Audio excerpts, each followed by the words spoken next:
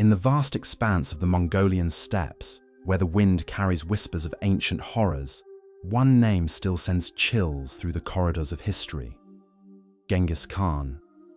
The mere mention of this warlord conjures images of conquest, empire, and unimaginable brutality. But beneath the legend of military genius lies a darker truth that historians have spent centuries trying to fully comprehend. This was a man who didn't simply defeat his enemies. He perfected the art of breaking them in ways that would haunt civilizations for generations. What you're about to discover goes far beyond the sanitized version of history taught in classrooms. We're peeling back the layers of time to expose the calculated cruelty that built the largest contiguous empire the world has ever known. These weren't random acts of violence born from battlefield fury. They were systematic methods of psychological warfare designed not just to kill, but to terrorize entire populations into submission. Today, we're diving deep into the most horrifying torture methods employed by the Great Khan and his forces. Methods so brutal that even hardened medieval chroniclers struggle to document them without expressing their own horror. We'll examine 5 specific techniques that showcase just how far Genghis Khan was willing to go in his quest for absolute dominance. By the end of this investigation, you'll understand why the mere approach of Mongol armies could cause entire cities to surrender without a fight. But first, let me set the stage for you. Picture the world in the early 13th century. Europe was locked in the age of chivalry, where warfare followed certain codes of honor. The Islamic world had its own traditions of combat and mercy. China operated under ancient philosophies of warfare that emphasized strategy over savagery. Then came Huesh the Mongols, uttered every preconceived notion of how wars should be fought. Genghis Khan understood something that his contemporaries did not. Fear was a weapon more powerful than any sword, more effective than any siege engine. If you could break the spirit of your enemies before the battle even began, victory became inevitable. This philosophy birthed torture methods so innovative in their cruelty that they became legendary tools of conquest. The first method we need to examine is perhaps the most psychologically devastating of all: the siege starvation tactic. Now, you might think this sounds relatively tame compared to other medieval warfare practices. You'd be terribly wrong. What Genghis Khan developed wasn't simply cutting off food supplies. It was the weaponization of hunger itself, turned into a calculated instrument of mass suffering. When Mongol forces approached a fortified city, they didn't immediately launch a frontal assault. Instead, they established what military historians call a perfect perimeter. Every road, every path, every possible escape route was sealed. Wells outside the city walls were poisoned with rotting animal carcasses. Nearby farmlands were systematically burned to ensure no foraging was possible. The Mongols had essentially created an invisible prison made of starvation. But here's where the true genius of evil reveals itself. Mongol engineers were trained to calculate exactly how long a city's food stores would last based on population size and visible granaries. They knew precisely when desperation would reach its peak. They understood the psychology of hunger better than the defenders understood their own city's capabilities. The horror began slowly. First, the wealthy hoarded their private food supplies while the poor went without. Then, as weeks turned into months, leather goods disappeared from shops, boiled into a meager broth that provided minimal nutrition. Dogs and cats vanished from the streets, consumed by families who had never imagined such desperation. The elderly began dying first, their weakened bodies unable to compete for the apes.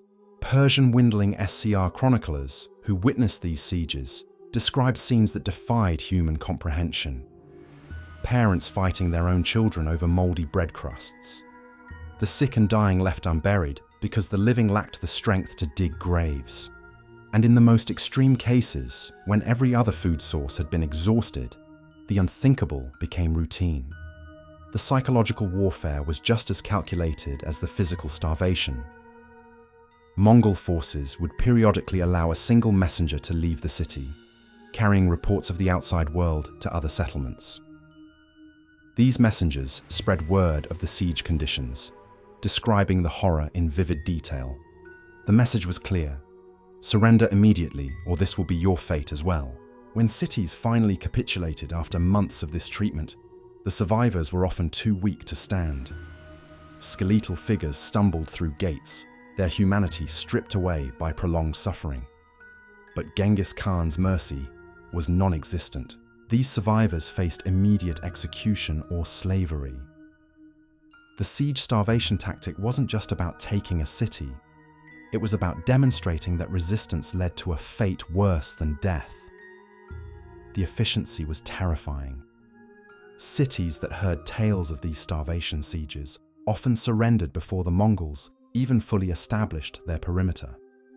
The mere sight of Mongol scouts conducting reconnaissance around walls was city enough to trigger immediate capitulation. Fear had become the Mongols' most effective siege weapon. This leads us to our second horrific method: the systematic exploitation of captured women. In the aftermath of every Mongol victory, a chilling ritual unfolded that revealed the empire's approach to human beings as nothing more than resources to be harvested and distributed. The process was methodical, almost bureaucratic in its organization. After a city fell, Mongol commanders immediately separated the population by gender and age. Women and girls were herded into designated areas where they underwent a classification system that reduced them to mere commodities. Physical appearance, age, social status, and perceived skills all factored into their ultimate fate. Noble women faced a particularly cruel irony. Their elevated status in their former society made them prized possessions for high-ranking Mongol officers. They were often forced into marriages that served both personal gratification and political symbolism for their captors. To possess the wife or daughter of a defeated noble was to publicly demonstrate the complete erasure of that enemy's legacy and bloodline. Lower-ranking women encountered different but equally devastating fates. Many were distributed among soldiers as rewards for battlefield performance.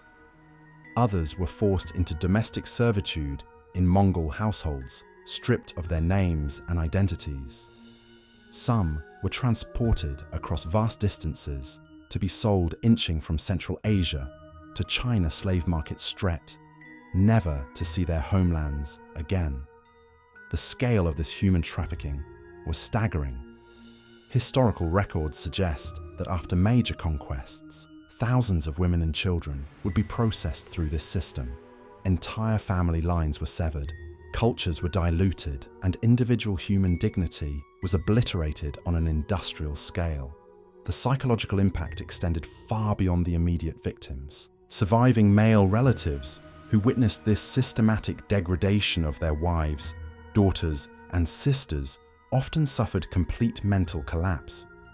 The Mongols understood that destroying family structures was just as effective as destroying armies when it came to preventing future resistance. What made this practice particularly insidious was its integration into Mongol culture and law. This wasn't considered excessive or unusual within their society. It was standard operating procedure. The systematic dehumanization of conquered peoples had become so normalized that Mongol chronicles often recorded these events with the same casual tone they used to describe weather conditions or troop movements. The ripple effects of these practices spread far beyond individual tragedies.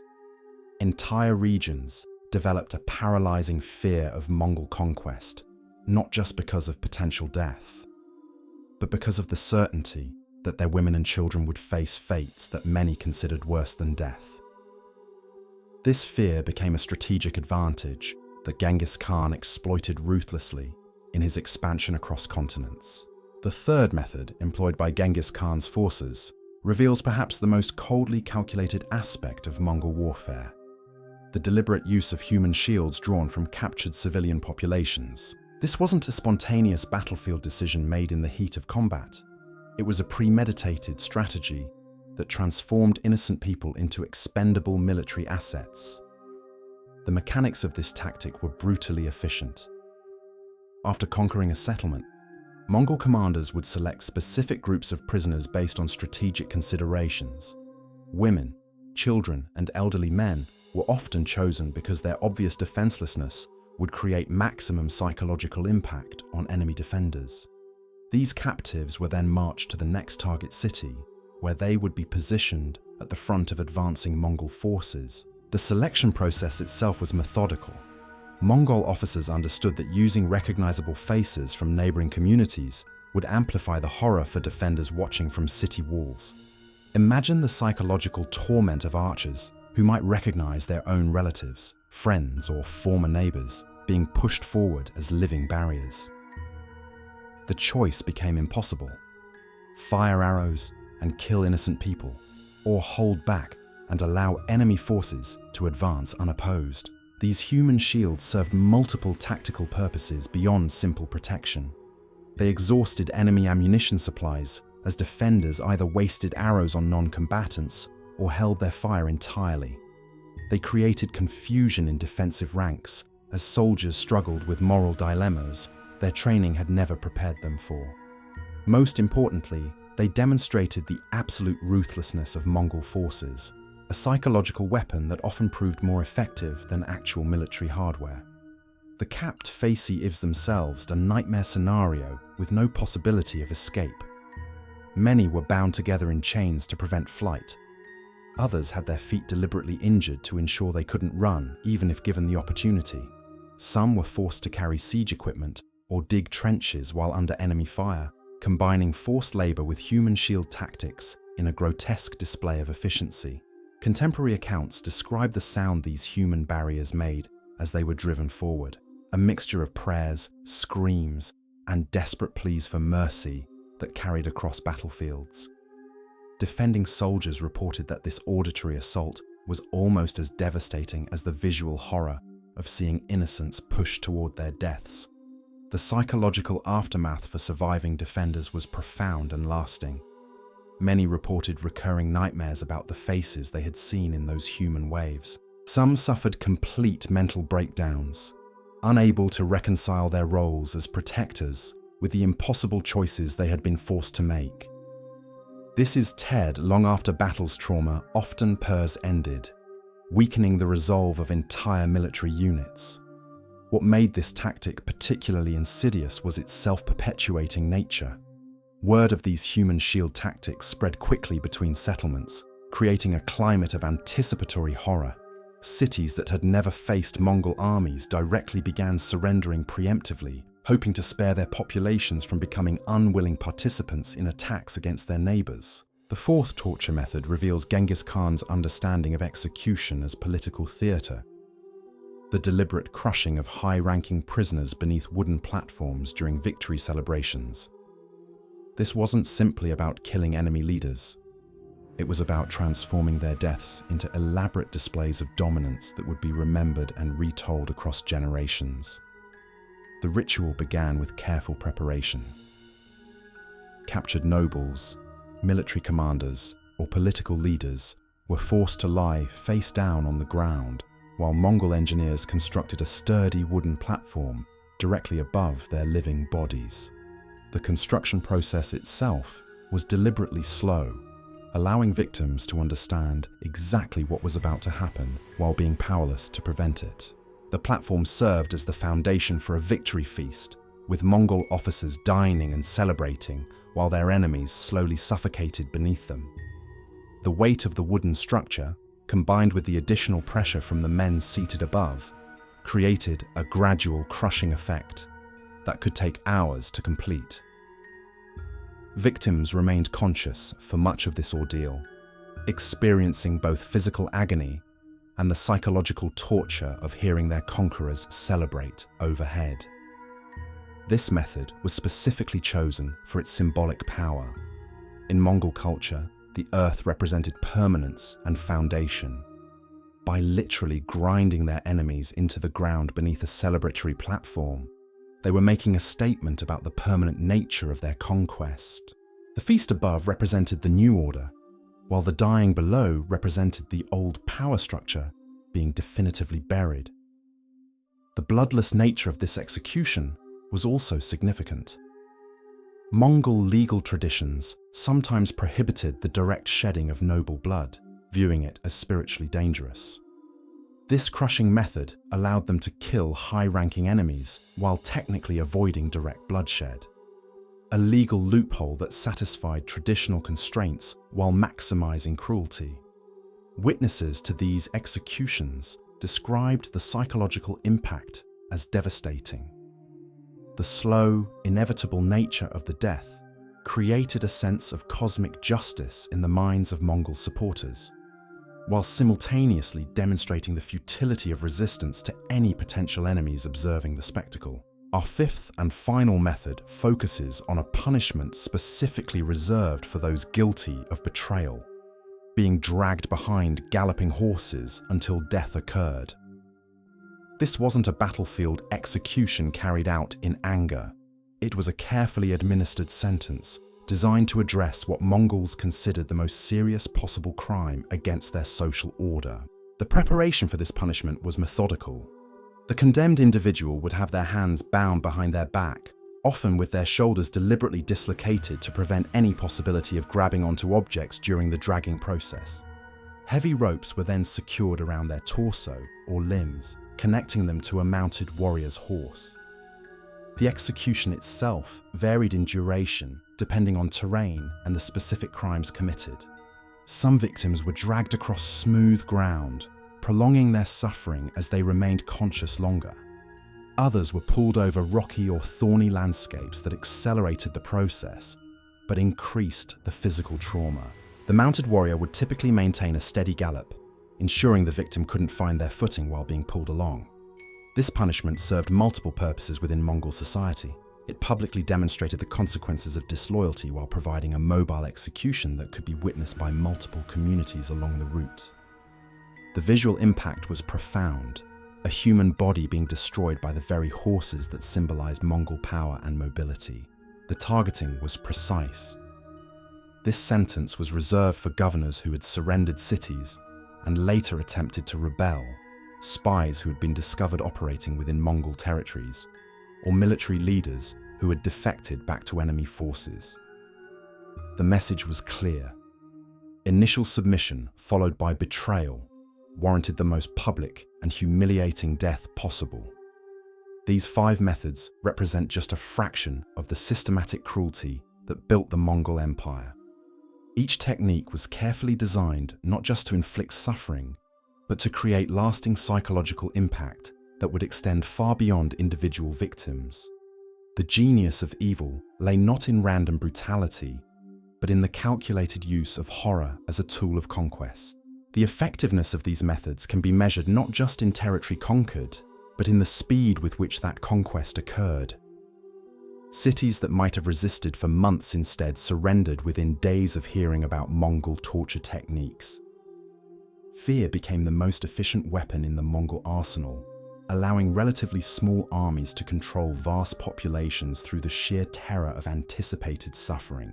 The legacy of these torture methods extended far beyond the battlefield, seeping into the very fabric of how societies understood power, resistance, and survival. What made Genghis Khan's approach truly revolutionary wasn't just the brutality itself, but the systematic way these techniques were documented, refined, and deployed across his expanding empire. This wasn't the work of a savage barbarian acting on impulse. This was the calculated methodology of a military genius who understood that psychological warfare could achieve in weeks what traditional siege take years' might to accomplish. The ripple effects of Mongol torture techniques fundamentally altered the nature of medieval diplomacy. Ambassadors arriving at foreign courts no longer simply negotiated trade agreements or marriage alliances. They carried with them detailed accounts of what happened to those who opposed the Great Khan. These diplomatic and control missions became exercises terror, where the mere description of Mongol punishment methods could shift the balance of international relations. Consider the transformation this created in how rulers approached military strategy. Traditional medieval warfare relied heavily on the concept of honorable combat, where knights followed codes of chivalry and sieges proceeded according to established customs. The arrival of Mongol forces shattered these conventions entirely. European chroniclers struggled to find adequate language to describe what they witnessed, often resorting to biblical metaphors of divine punishment to make sense of such systematic cruelty. The Mongols had essentially weaponized human suffering, turning individual agony into a strategic resource that could be deployed with mathematical precision. Intelligence networks within the growing empire carefully tracked which torture methods proved most effective against different cultural groups. What terrified Chinese defenders might not have the same impact on Persian populations, so techniques were adapted and refined based on empirical observation of psychological effectiveness. This scientific approach to cruelty created a feedback loop that accelerated Mongol expansion exponentially. Each successful conquest provided new test subjects for torture refinement, while simultaneously generating fresh horror stories that preceded Mongol armies to their next targets. The empire grew not just through military might, but through the carefully aided reputation cultive of what awaited those who dared resist. The administrative structure supporting these torture methods reveals the true scope of Mongol organization. Specialized units were trained specifically in the implementation of psychological warfare techniques. These weren't random soldiers acting on battlefield impulses, but professional torturers who understood their role in the broader imperial strategy. They maintained detailed records of which methods proved most effective against different types of prisoners, creating what amounted to an encyclopedia of human suffering. The economic implications were equally staggering. Traditional siege warfare required enormous resources, siege engines, extended supply lines, and months of soldier wages, while armies waited outside city walls. Mongol psychological warfare techniques often achieved surrender within days, dramatically reducing the cost of conquest while simultaneously providing fresh resources in the form of captured populations and plundered wealth. This efficiency allowed the Mongol Empire to sustain expansion at a pace that would have been impossible using conventional military methods. While European armies might spend entire campaign seasons reducing a single fortified city, Mongol forces could conquer multiple settlements in the same time frame simply by leveraging their reputation for unimaginable cruelty. The cultural transformation these methods created was profound and lasting. Entire civilizations began restructuring their societies around the possibility of Mongol invasion. Cities that had never seen a Mongol soldier started modifying their defensive strategies, not to repel military attacks, but to demonstrate immediate submission should the dreaded horsemen ever appear on the horizon. The psychological conditioning extended to future generations. Children who grew up hearing stories of Mongol torture methods developed different relationships with authority, resistance, and personal courage than their ancestors had possessed. The very concept of heroic defiance became complicated when the potential consequences included not just personal destruction of everyone, but the systematic you had ever loved. Religious institutions across the known world grappled with theological questions raised by Mongol cruelty. How could divine justice permit such systematic evil to succeed? Some concluded that the Mongols represented divine punishment for collective sins, while others began questioning fundamental beliefs about the nature of good and evil in the world. The torture methods had achieved something unprecedented. They had shaken the spiritual foundations of entire civilizations. The medical knowledge accumulated through these torture techniques also advanced in disturbing ways. Mongol practitioners developed sophisticated understanding of human anatomy, pain thresholds, and the precise points at which physical suffering could be maximized without causing immediate death. This knowledge was systematically recorded and transmitted throughout the empire, creating a body of expertise that served military objectives while simultaneously advancing certain aspects of medical science through the most horrific means imaginable. The long-term psychological impact on Mongol society itself remains a subject of historical debate. Soldiers who regularly participated in systematic torture often experienced their own forms of mental deterioration. Some contemporary accounts describe Mongol veterans suffering from what modern psychology would recognize as symptoms of severe trauma, despite being the perpetrators rather than victims of the violence. The normalization of extreme cruelty within Mongol culture created social dynamics that persisted long after the initial conquests ended. Successive generations of Mongol leaders felt pressure to match or exceed the brutality of their predecessors, leading to an escalating cycle of torture refinement that pushed the boundaries of human suffering ever further.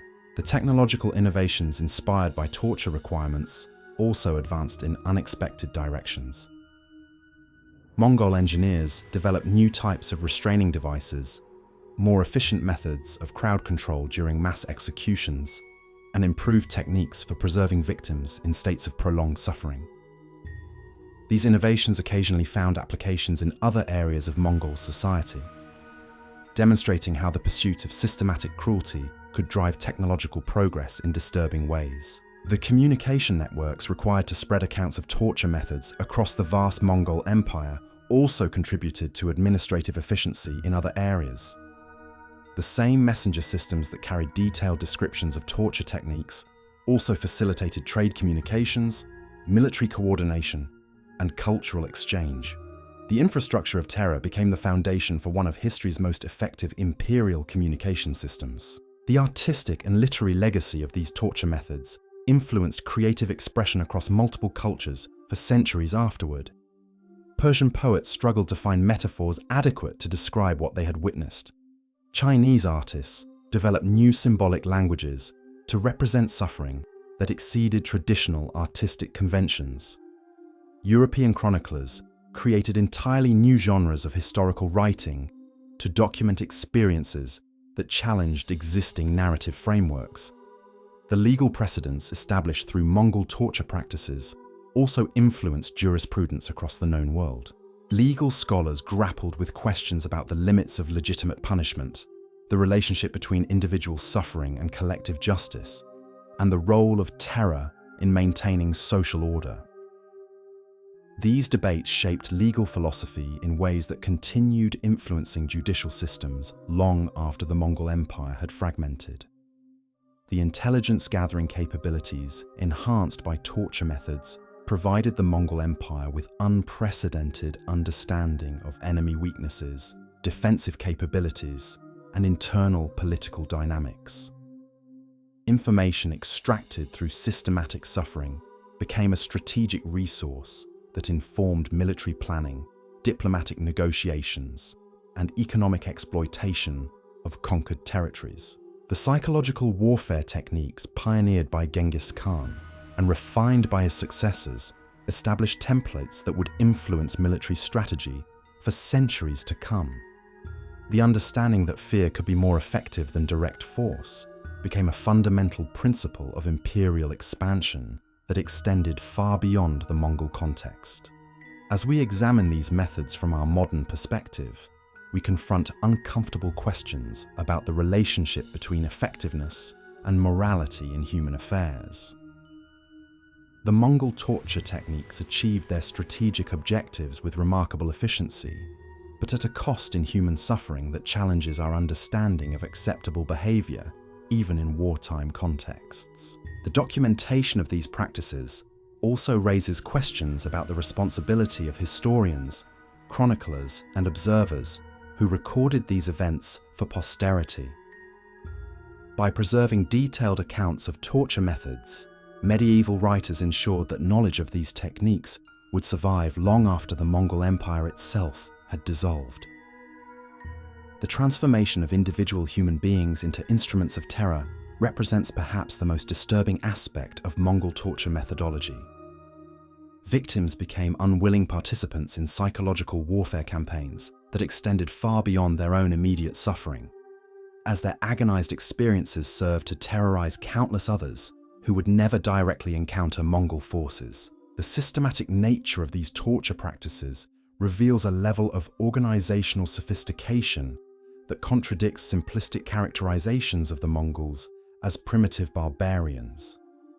The careful planning, precise execution, and strategic deployment of torture techniques demonstrates a complex understanding of human psychology and social dynamics that required considerable intellectual sophistication to develop and implement. The enduring influence of these methods on global consciousness about the possibilities of human cruelty continues to shape our understanding of power, resistance, and the potential for systematic evil within organized societies. The Mongol torture techniques established benchmarks for calculated brutality that remain reference points for discussions about the darkest capabilities of human nature when organized toward destructive purposes.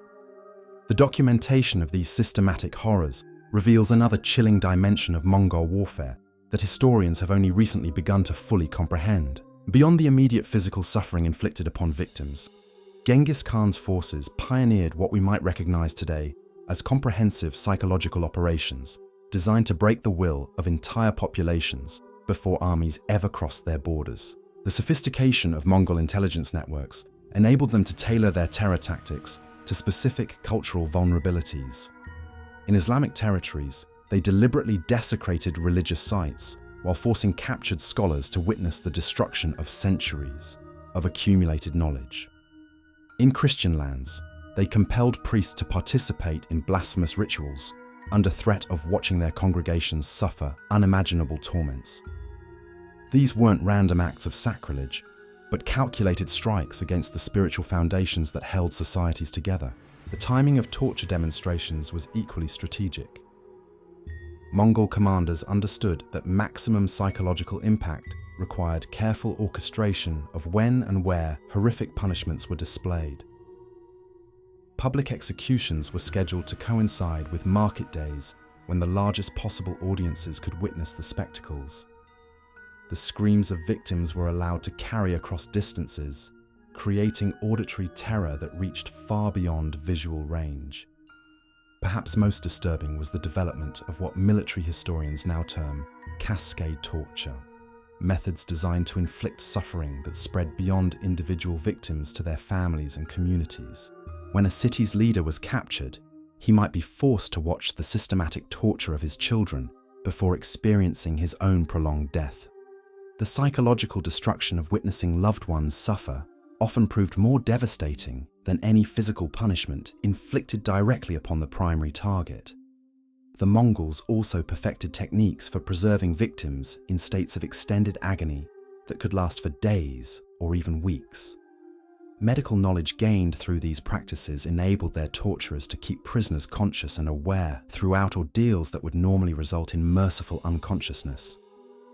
The ability to sustain suffering indefinitely transformed individual punishments into ongoing advertisements for Mongol ruthlessness. The bureaucratic machinery supporting these torture operations reveals the industrial scale of organized cruelty that characterized Mongol expansion.